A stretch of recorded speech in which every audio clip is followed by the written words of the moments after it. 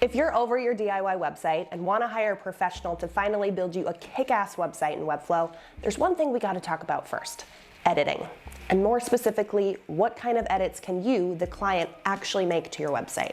How tech savvy do you need to be? How often are you going to be DMing your designer for that super quick change? So today, I'm going to pretend that I'm the client and I'm going to walk you through a real world example of what it actually looks like to make some of the most common and uncommon changes in your Webflow website. So that by the end of this video, you'll know for sure if the benefits of Webflow and a more advanced platform really align with the way that you want to run and grow your business, because that is what it is all about. The pros, the cons, the editor, the designer. Buckle up, baby, because we're going through it all. What's up? I'm Maddie. I'm a brand and web designer, and I work with creators and online entrepreneurs to build custom websites that give you more freedom and flexibility within your business. First, a little bit of context. Almost all of the clients that I work with on their website usually have one thing in common, which is that they already have an existing website in place. It's usually something that they DIY'd themselves or hired the family friend to just get that first iteration up there on a Squarespace, a Wix, a Showit. Insert your platform here. And that DIY phase is so important because it's where you get to just soak up everything like a sponge and really figure out what works for you in your business. But with the nature of online businesses today, things move so quickly and new ideas pop up all the time that even when you're looking to get something more custom and created for you, it's still important to maintain a level of flexibility. This will look a little bit different for everyone depending on what you value within your business, but chances are that you're not going to be moving from I did absolutely everything myself to I am entirely handing off my website to someone else and I never want to touch it again. Usually, you will find yourself dancing somewhere in the middle. But if you are someone like me who values that freedom and that flexibility, then this video is absolutely for you. Now, one of my favorite things about Webflow is that they actually have two different interfaces for editing your website. There's one called the editor and one called the designer. The editor, this is more of your client-facing side. It's basically like the training wheels put on your website so that a client can't go in and break anything. And then the designer is where you really have that complete control. That is where your designer is doing most of your edits and changes. And where with the right guidance, you, the client, can also make a lot of really powerful changes to your site. So let's talk about the difference between those two. So I'm going to take you through an example of my client Amber Ray's website. She is an author. She has courses and programs that she sells, as well as speaking engagements and all that sorts of things. So there's a level of editability that she personally really wants to maintain, and that's what I'm going to show you exactly what it looks like. So first, you would dive into the Webflow dashboard. So clicking into the site, we're not going to go to the designer just yet. We're going to start off with the editor. And this is a completely visual interface. So it looks just like the website I showed you, except when I start to hover over headlines, paragraphs, buttons, all of a sudden I can change what it says. So I could change the headline. I could change the paragraph.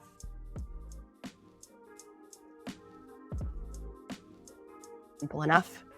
And we've got some buttons here. If you hover over it, you get this little gear icon. And you can edit where the link goes. Sometimes the editor is a little glitchy.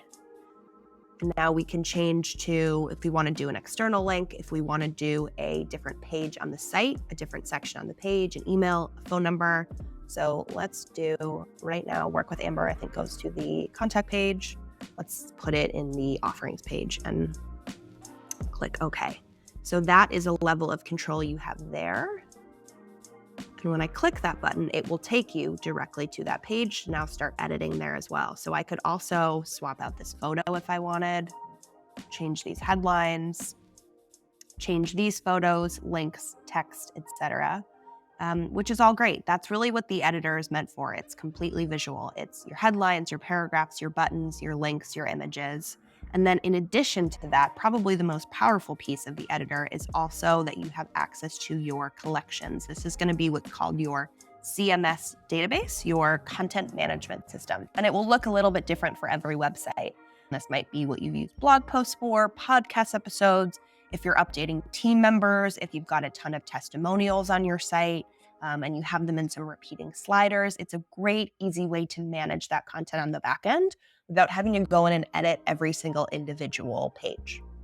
So for this particular website, for Amber, we have her testimonials in a CMS. So I'm going to click into that here. And you can see we've got all of her different testimonials. And what's really great about this is that as the designer, I set this up in a way that made the most sense for how she was using it on her website, because she doesn't want the exact same testimonials being showed on every single page. She has testimonials for different types of work that she's done, for her speaking engagements, for her books, for her courses. And so we wanted to make sure that she had control to easily input a testimonial and add that content, and then basically check a box or check a page of where she wanted it to go. So if she wanted to create a new testimonial, you just click this button right here, and let's go ahead and say that I'm giving her a testimonial. Enter the name, it automatically creates a URL for you. And then let's go ahead and give a photo. Notice we got that nice small file size. And then this is where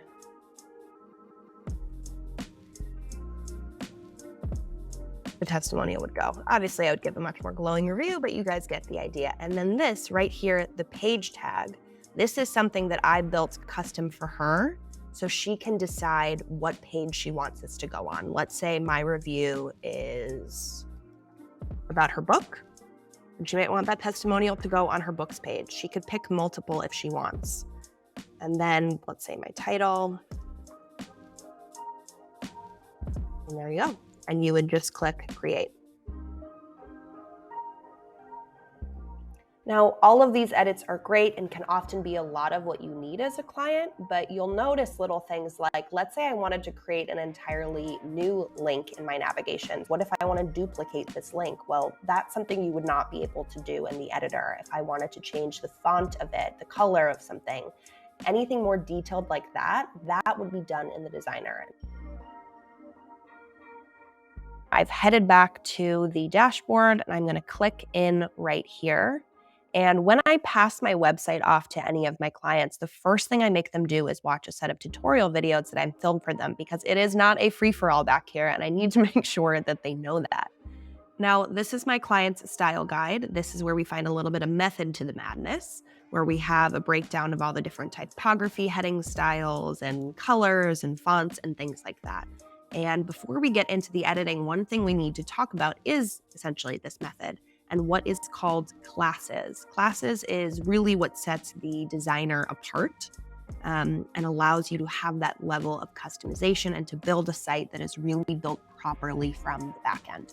So what is a class? A class essentially is a name that we give something that holds a certain set of style properties. So for example, I'm going to scroll down a little bit. Go to heading style H1 if I were to click on this. And you'll see that we've got a little blue name over here in the style selector. This is where your classes live. And we can see that it says 1 on this page and 4 on other pages. That's because when you click an element on a site and you give it a class, it's going to take those styling properties. So for this class, that's going to mean this font in this weight at this point size, this color, etc. Now, let's say I wanted to add a new heading. And it immediately, just by default, looks big, but I want it to look like this tiny guy right over here, my H4 heading style. I'm going to go into the classes and I'm going to type in, and you can see all of these classes and options pop up. These are pre-built by your designer. I'm going to click H4. And boom, now it looks completely different. So this is where the power of Webflow really comes into play, but also the importance of the designer that you work with, because the back end and how your classes are set up are going to look completely different depending on who you work with, because there's lots of what is called frameworks out there, which is basically different methods of styling for these classes, different methods for naming them, for organizing them, etc. I personally love to use the FinSuite client first system. It's great, and it can be a really easy way for a client to just understand what everything is, how to find it, how to style something. So that's where then this style guide comes into handy, because it's a list of all of these pre-made classes that your website is already coming with, that your designer has set up for you. So if you wanted to throw a paragraph in, you would just call it text size large, text size regular. You could change the alignment, change the weight, change the color, just by all of these really intuitively named classes. Honestly, this will start to feel familiar if you've gotten into a little bit of the AI or Midjourney world. This is sort of like your text to image. You are describing something or giving it a name, and then you're getting a visual output for that, rather than having to go in and individually set every single style, having to change, every time you add a button, having to round the corners, change the color, change the text. Instead, you can just name it button, and it's gonna get the same style as all of your buttons across the site. That's really what this is. So it is a little bit different. It is a little bit of a learning curve for clients, but once you get the hang of it, and you will, it is so powerful, and it can really speed up making any sort of edits. So now that we have a little bit of a brief overview of classes and what that means, let's go to the home page and start to make some edits.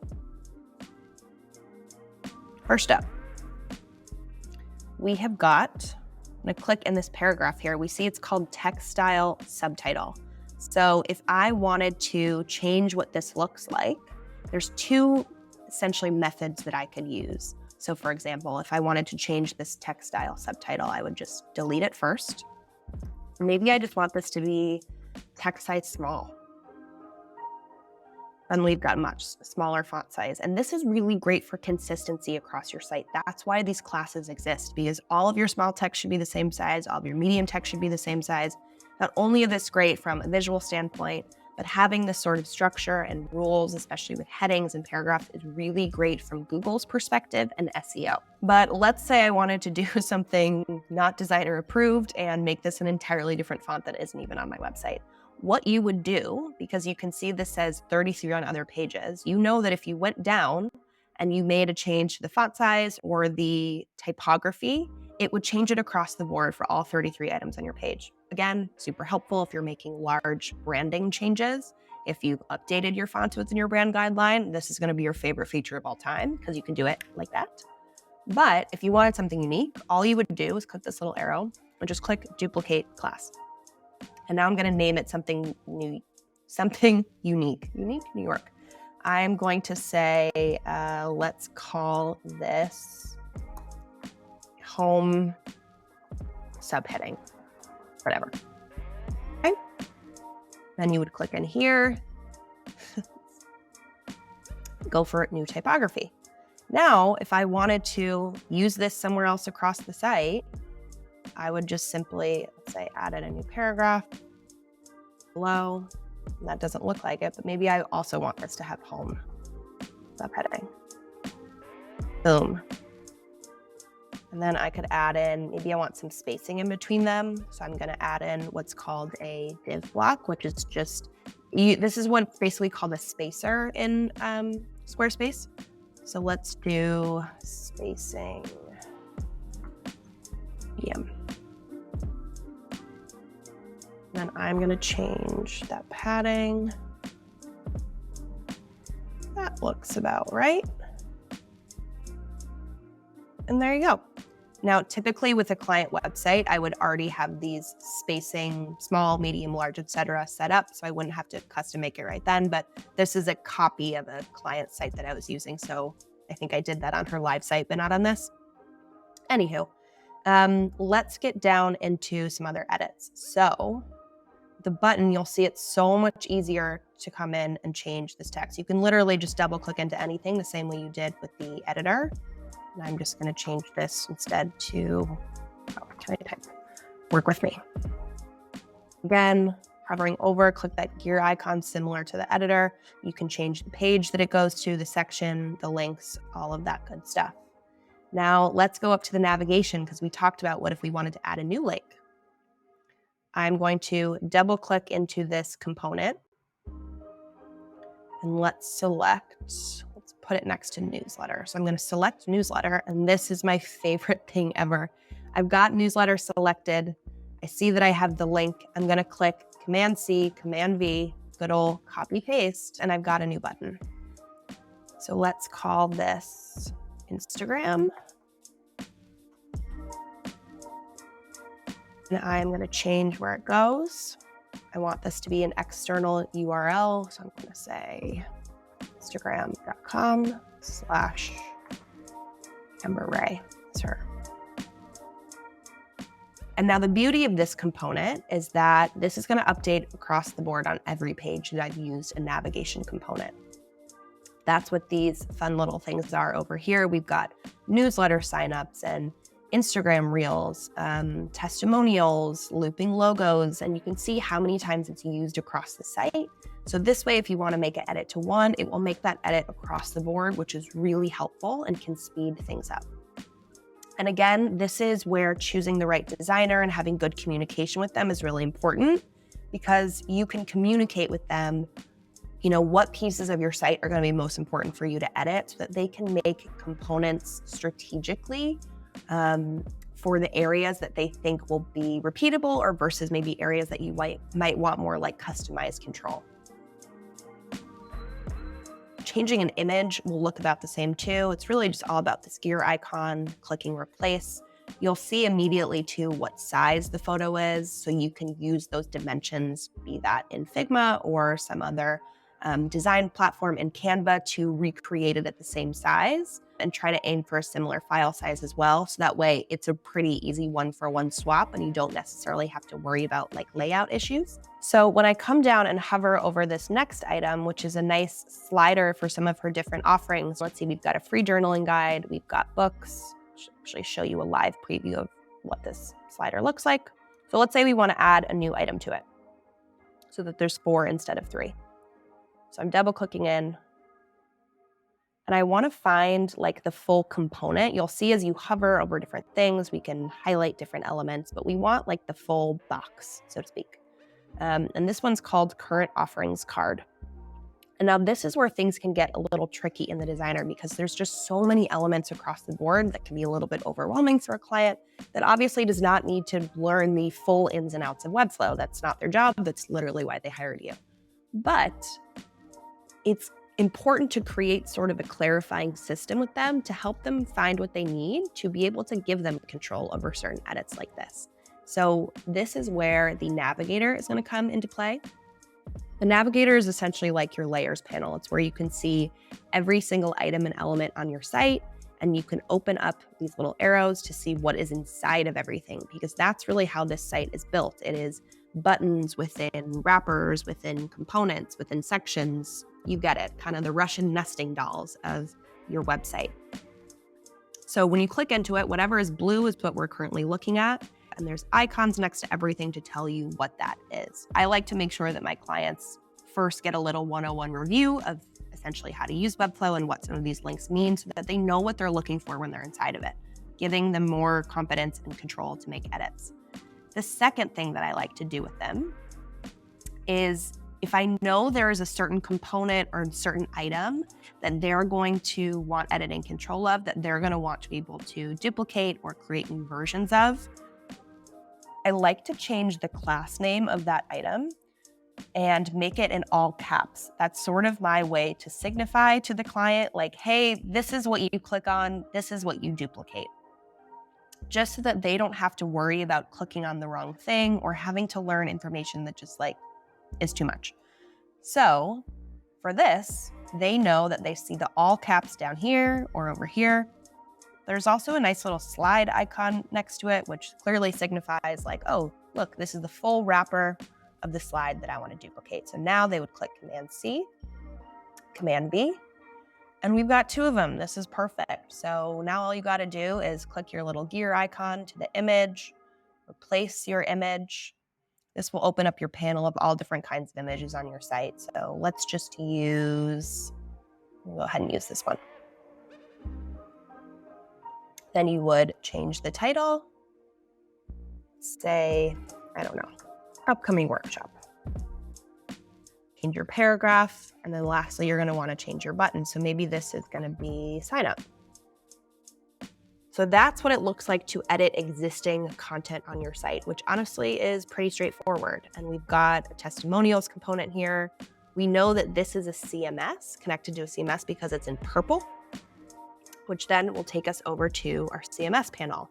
Now this is going to look almost identical to what you're used to seeing in the editor. It's just another way to access it. So if you wanted to, let's say, edit one of these testimonials, maybe wanted to add it to another page. I also want this to be on my speaking page. You would just make the exact same edits here, click save, or create a new testimonial. Again, it's really just the dark mode of what you're used to seeing in the editor. So that's how you make edits to the CMS as well in the designer, and you pretty much have everything you need. But what if I wanted to add a section, maybe right below this, with a layout that doesn't necessarily exist yet on my site? What does that look like for a client? This is where we would leverage something called libraries. Great. Now let's add that new section. So add elements, layouts. You see we've got the new Reloom library right here. Let's click into it. And you've got all of these pre-built sections, navigations, footer, header, feature sections, things that are already pre-built, and most importantly, unstyled, so that this will match your site. There's a specific one I'm looking for. Yeah, I want to use this layout. So I'm just going to double click it, and it's going to be added to my site. It automatically just adds it right down to the bottom. I'll click into it. I'll look down here and grab this section. Open up the navigator. And we're just gonna move it into, so you've got all of our different sections here. I want it maybe right below there. Great. Now let's add some copy. Let's do workshop.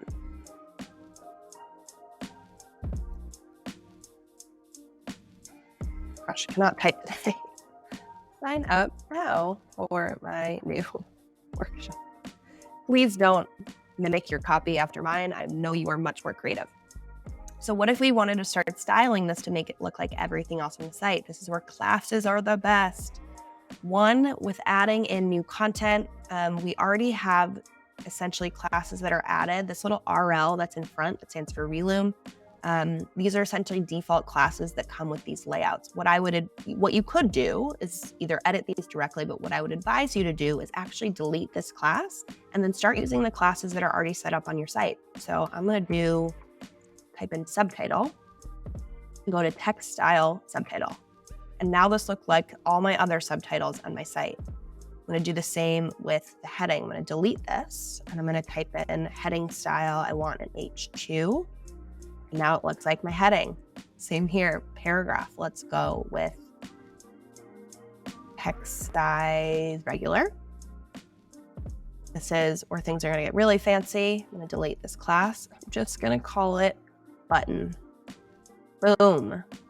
It immediately looks like all of our other buttons on the site. This is so powerful. And maybe I don't want this second button.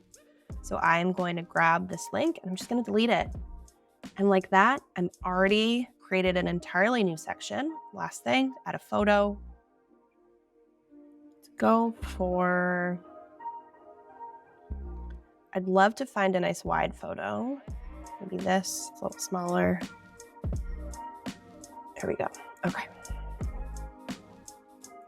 And then what about the background color? So let's go to the section. We want to grab that whole section here. And I'm going to add in, first I'm actually going to delete this and I'm going to call it section workshop. This doesn't have any true meaning other than it signifies to me for organizational purposes, like what this section is when I'm selecting it. And then I'm going to do background color sage. Let's see what sage looks like. Awesome. Maybe I want the subtitle to be white. So I'm going to do text color white. And this is where you can really start to have fun and create some new sections on your own. Even if you do not know the full ins and outs of Webflow, it is totally possible, but it just all depends on how your site is uniquely set up for you. What sort of framework and classes does your designer set up for you? And can you communicate with them which components are most important for you to really maintain editing control over? So that's what it looks like to create new content on your site. What might you not want to edit? Well, creating an entirely new page, or if you want sections that maybe have more advanced design features that just feel like a little bit out of your wheelhouse in terms of your knowledge of Webflow, that would be a great time to then reach out to your designer and book some time with them and get some of these edits added really quickly. Moral of the story is it is completely possible to maintain strong editing control of your Webflow website. But it's important that you work with a professional who can really build your site in a way that is best for you and what your goals are. So we're going to break this down into 3 C's. First, clarity. Make sure you clarify with your designer what components you want to maintain editing control of, what's going to be most beneficial for you in your particular business, or what you enjoy editing yourself and want to keep control over. Which brings me into the second C, cost. Talking with your designer upfront about what their ongoing rates might look like for updates and changes, and also thinking through what budget you might be comfortable with, maybe for quarterly updates. Having a little bit of a roadmap there will be helpful as you're really assessing if this tool is worth it for you. And finally, last but not least, communication. Clearly communicate with your designer and find someone that you can have a good back and forth with, someone that you feel like understands you a bit and what it is that you're looking to accomplish. It is not just about getting a pretty fancy website. It is about getting a tool within your business that can really help you grow, that can help you detach from your screen as much as you're looking to, and really create that lifestyle around your business that you want. And if all of this sounds good for you and you're actually looking for a website revamp in Webflow right now, I'm offering a brand new service called The Foundation, which is really the perfect hybrid between your DIY design and your completely custom website, meeting you in the middle for something that you can build over time as you get to know your business more and more. Check it out in the link below. If you like this video, be sure to hit subscribe, go ahead and hit that like button. It really helps me to get that information out there to other business owners like yourself who might find this video helpful. And of course, if you've got any other website or Webflow topics, go ahead and drop them in a comment below and I might just make a video about it. But until then, my name is Maddie, thank you for watching, and I will see you next time.